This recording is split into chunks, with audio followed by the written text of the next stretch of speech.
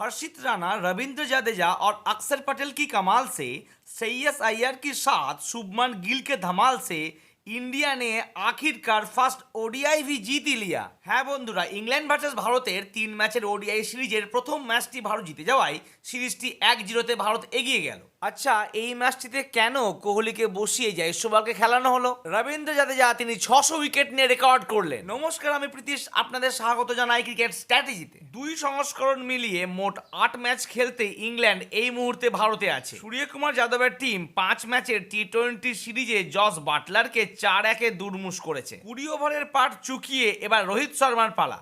আর champions ট্রফির আগে এটি ভারতের হাতে কলমে অন্তিম মহড়া। টসে জিতে প্রথমে ব্যাট করে ইংল্যান্ড 248 রানে গুটিয়ে গেল। এদিকে কোহলির হাঁটুর চোটের কারণে তিনি আজ খেলতে পারেননি। যশস্বী জয়সওয়াল ও হর্ষিত রানাও এই ওডিআই অভিষেক করলেন। আর আমরা প্রত্যেকেই জানি হর্ষিত রানার অভিষেক মানে সেই ম্যাচে হর্ষিত রানা 3টি করে উইকেট নেবেনই নেবেন। আর আজও তার অন্যথা হলো না। আর এদিন জাদেজা বিরল ইতিহাস লিখলেন। পঞ্চম ভারতীয় বোলার হিসেবে আন্তর্জাতিক ক্রিকেটে 600 উইকেট পূর্ণ হলো তার। ভারত ও ইংল্যান্ডের মধ্যে ওডিআই সংস্করণে সর্বাধিক উইকেটের শিকারী হলেন তিনি। আর আমাকে ইউটিউবের জগতে শিকারী হতে গেলে আপনাদের সাহায্য দরকার, তাই ভিডিওতে করতে হবে লাইক আর চ্যানেলটিকে করতে হবে সাবস্ক্রাইব। ইংল্যান্ডের বিরুদ্ধে ব্যাট করতে নেমে 19 রানে 2 উইকেট পড়ে গিয়েছিল ভারতের। সেই সময় প্রথমে শ্রেয়াস আইয়ার ও তারপরে অক্ষর পটেলের সঙ্গে জুটি বাঁধেন শুভমন। শ্রেয়াস আইয়ার 36 বলে 59 আর অক্ষর পটেল 47 বলে 52 করলেন। আর শুভমন গিল 96 বলে 87 রান করে তিনি হলেন ম্যান অফ দ্য ম্যাচ। তো বন্ধুরা,